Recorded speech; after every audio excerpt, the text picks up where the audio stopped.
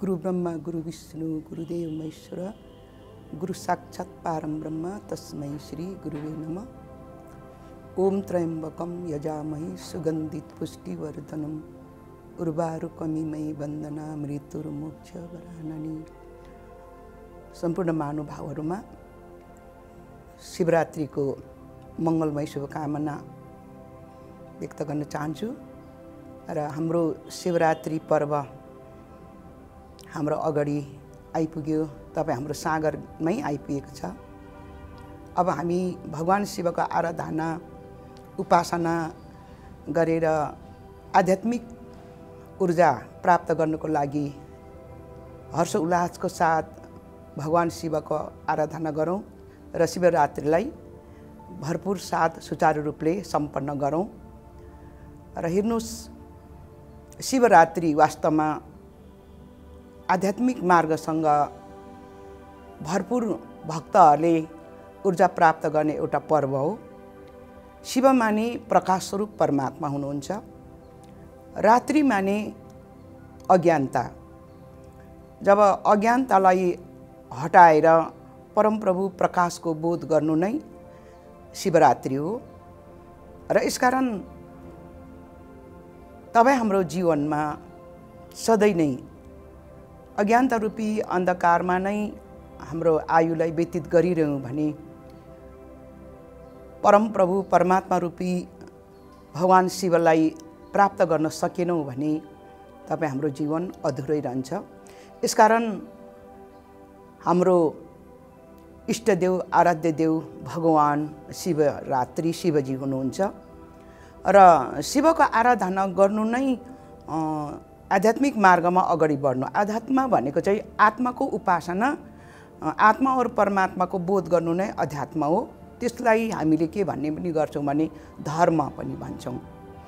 धर्मको मार्गमा अगाडि बढ्ने र यो समयमा तपाई हामीलाई धर्मको अति नै आवश्यकता। जीवनमा संसारिक कर्म जति पनि हामी गरेका हुन्छौं, परोपकार, सामाजिक सेवा, दुखी गरिबको सेवा, जति पनि समाजमा परिआएको खण्डमा सहयोग, यो तपाई हाम्रो एउटा उपकारको कार्यक्रम हो। तर यो एउटा धर्मको एउटा आचरण हो, धर्मको एउटा पाटो हो।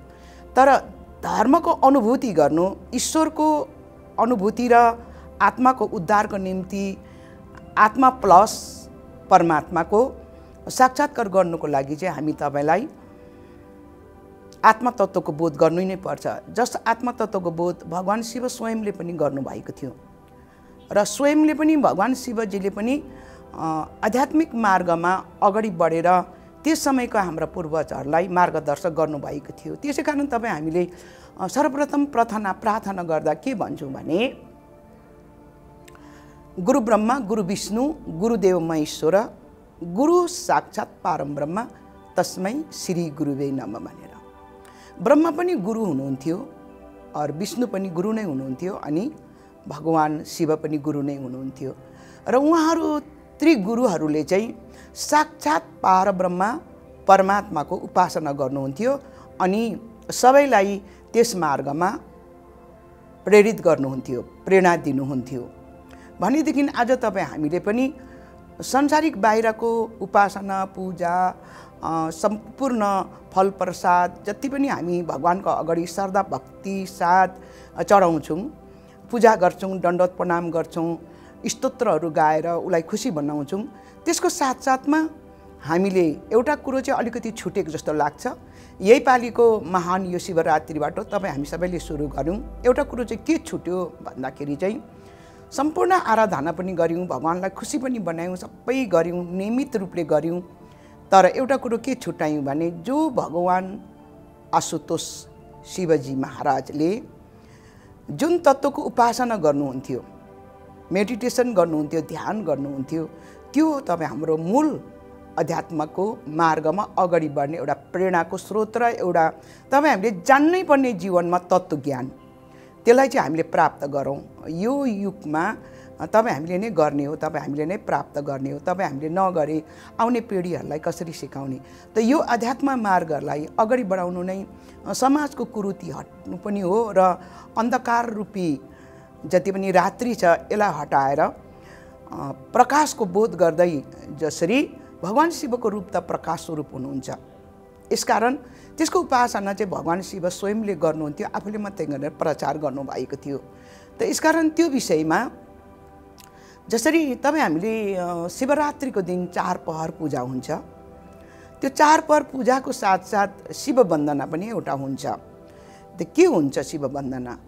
ब्रह्म मुरारी सुरचित लिङ्गम निर्मल भाषित शोभित लिङ्गम जन्मज दुःख विनाशन लिङ्गम तत्प्रणमामि सदा शिव लिङ्गम भनेर। यसका त्यो भन्नुको अर्थ के हो भन्दाखेरि परमात्मा ज्योति स्वरूप हुन्छ, ज्योतिर्लिङ्ग भनेर बताएको छ। अब ज्योतिर्लिङ्ग कहाँ खोज्ने भन्दा ज्योतिर्लिङ्ग तपाईँ हाम्रो आत्मामा निवास गर्नुभएको छ, अत्यन्तै प्रकाश रूपमा छ, गर्नुमा अति नै सजिलो, निरन्तर उसको ध्यान उपासना गर्न सकिन्छ।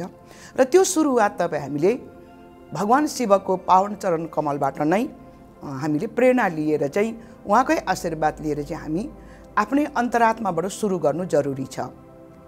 अध्यात्मको सुरु कहाँबाट हुन्छ भन्दा अध्यात्मको सुरु हामी तपाईँले पठन पाठन कर्मकाण्ड छँदैछ, एउटा प्रथम सिँढी हो। तर वास्तवमा अध्यात्मको सुरु भनेको ध्यानबाट सुरुवात हुन्छ र त्यो ध्यानलाई प्राप्त गर्नको लागि चाहिँ तपाईँ हामीले भगवान शिव जस्तो गुरु चाहियो।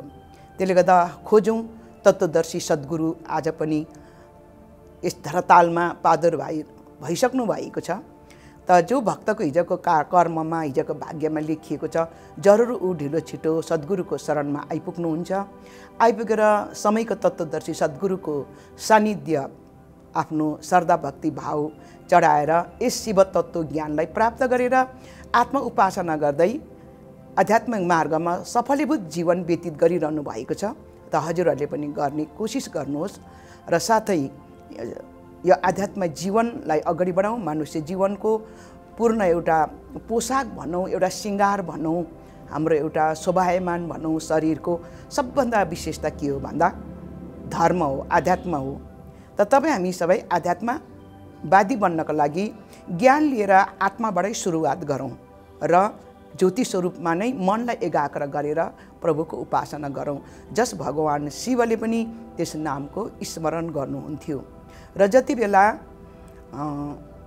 शिवरात्रिको समय भएको हुनाले हजुरलाई म भगवान शिवको 1-2वटा उहाँले गर्नुभएको तत्त्वको विषयमा म हजुरको समय लिँदैछु, 2 शब्द अगाडि बढाइरहेको छु। भगवान शिवजी त ध्यानमा बस्नुहुन्थ्यो हमेशा। भक्तहरू जानुहुन्थ्यो आफ्नो आफ्नो समस्या लिएर प्रभुलाई आशीर्वाद मागौँ भनेर, दर्शन गरौँ भनेर। उहाँ ध्यानमा मग्न रहनुहुन्थ्यो। त भक्तहरू उहाँ पुगेर भोले बाबाको जयकारा लाएपछि उहाँ साधनबाट उठ्नुहुन्थ्यो अनि भन्नुहुन्थ्यो के समस्या लिएर आयो भक्तहरू भनेर। त आफ्नो समस्या राख्नुहुन्थ्यो, भक्तहरूको समस्या उहाँले पूर्ण रूपले हल गरिदिनुहुन्थ्यो। त साथसाथै ध्यान कसको गर्नुहुन्थ्यो भन्ने प्रश्न उठ्छ। यो प्रश्न चाहिँ माता पार्वतीलाई पनि यो प्रश्न उठेको थियो। त्यसले गर्दा माता पार्वतीले सोध्नु भएको थियो, स्वामी हजुरले कसको ध्यान गर्नुहुन्छ? मलाई अचम्म लागिरहन्छ। सबै देवी देवता तपाईँको दर्शनमा आउँछ, सबैलाई प्रार्थना गर्छ, हजुर भक्तको र आशीर्वाद दिनुहुन्छ, उहाँहरूको समस्या हल गरिदिनुहुन्छ। त तपाईँ स्वयं कसको ध्यान गर्नुहुन्छ भन्दा भगवान शिवजी महाराज के भन्नुहुन्थ्यो भने म आफ्नै स्वरूपको ध्यान गर्छु भनेर। त उहाँको वास्तविक स्वरूप चाहिँ के थियो भन्दाखेरि ज्योतिर्लिङ्ग, प्रकाशमान, जो ब्रह्माले पनि पत्ता लाउन सकेन, विष्णुले पनि पत्ता लाउन सकेन भन्ने कुरा हामी यो शास्त्रमा पढिरहेको छौँ। त त्यो ज्योतिर्लिङ्ग कस्तो थियो त आफ्नो स्वरूपको ध्यान गर्नुहुन्थ्यो भने गर्छु भन्नुभयो। अन्त उहाँको स्वरूप कस्तो थियो भनेर भन्दाखेरि भगवान शिवले मातालाई सम्झाउँदै भन्नुभएको छ कि उमा कहूँ मै अनुभव अपना सत हरि भजन बिना जगत सब सपना। म त्यो अनुभव गर्छु, त्यो हरिको भजन गर्छु। त हरिको रूप प्रकाश हो, जसको ध्यान गर्दा त्यसमा समाधिष्ट हुँदाखेरि सम्पूर्ण दुःख हरण भएको हुनाले त्यो तत्त्वको नाम हरि राख्नु भएको थियो प्रभुले। त महामन्त्र जही जपत महेशु काशी मुक्ति हेतु उपदेशु। महामन्त्र अव्यक्त प्रभुको नामको ध्यान गर्नुहुन्थ्यो। त्यो नाम कसको थियो? शिवकै नाम, आफ्नै नाम थियो, तर गुणवाचक नाम होइन, ओम नमः शिवाय होइन, परावाणीको विषय आत्मामा रमन गरिरहने। रमन्ते नाम योगी नाम भनेर हामी रामायणको श्लोकहरू पनि गाउने गर्छौँ। हर प्राणीको, हर योगीहरूको हृदयमा त्यो नाम, त्यो स्पन्दन, त्यो भाइब्रेसन रमन गरिरहेको छ र त्यो थियो उहाँको वास्तविक नाम। त्यो नाम सबै प्राणीको श्वासमा रमन गरिरहेको छ। जब तक त्यो रमनको यात्रा समापन हुन्छ, सबैको मृत्यु हुन्छ। त्यसले त्यो नाममा उहाँ हामी पनि रमन गरौँ र उहाँले आफू मात्रै रमन नगरेर काशीमा गएर लाखौँ भक्तहरूलाई त्यस ध्यानको प्रक्रिया बताउनु भएको थियो। र त्यो कुरो माता पार्वतीलाई पनि के गर्नुभएको थियो, भगवान शिवले माताजी शरणागत हुनुभयो, प्रणाम गर्नुभयो र माता पार्वतीलाई पनि त्यो ध्यानको विधि सिकाउनु भएको थियो भने आज हामी उहाँको भक्त हौँ, उहाँको हामी आराधना गरेका छौँ, बेलपत्र चढाएका छौँ, दुध चढाएका छौँ। त अब हामी अन्तर्जगतबाट हामीले जल चढाएका छौँ प्रभुलाई। अब हामी अन्तर्जगतको ज्योतिर्लिङ्ग जो शिवलिङ्ग विराजमान हुन्छ, हाम्रो आत्मा रूपी ज्योतिर्लिङ्ग हुनुहुन्छ, अमृत रूपी जल निरन्तर चढाउँ अनि उहाँको परावाणीको मन्त्रको निरन्तर उपासना गरौँ अनि परम ज्योति परमात्मा रूपी प्रकाश रूपी भगवान शिवको बोध गरौँ। यो नै थियो अध्यात्म मार्ग, यो नै आत्माको बोध हो र हर मनुष्यले यसलाई प्राप्त गर्ने अधिकार लिएर आएको छौँ। जन्मसिद्ध अधिकार हो। यो अधिकारलाई नगुमाइकन उमेर छँदै, समय छँदै यही पालिको शिवरात्रिको दिन अन्धकार रूपी रात्रिलाई हटाएर शिवरूपी ज्योतिस्वरूप परमात्मालाई प्राप्त गरौँ भन्दै यही शब्दबाट हजुरबाट बिदा लिँदैछु र राम्रो लाग्यो। यसलाई भरपुर आनन्द लिनुहोस् र अगाडि बढ्नुहोस्। र अन्तिममा हजुरहरूलाई म सम्पूर्ण देशवासी, मेरा आदरणीय दाजुभाइ दिदीबहिनी, मातापिता, सम्पूर्ण देशवासीहरूलाई यो आउँदै गरेको महान शिवरात्रि पर्वमा मङ्गलमय शुभकामना दिन चाहन्छु। सबैको मङ्गल होस्, जय होस्, सबैको कल्याण होस्।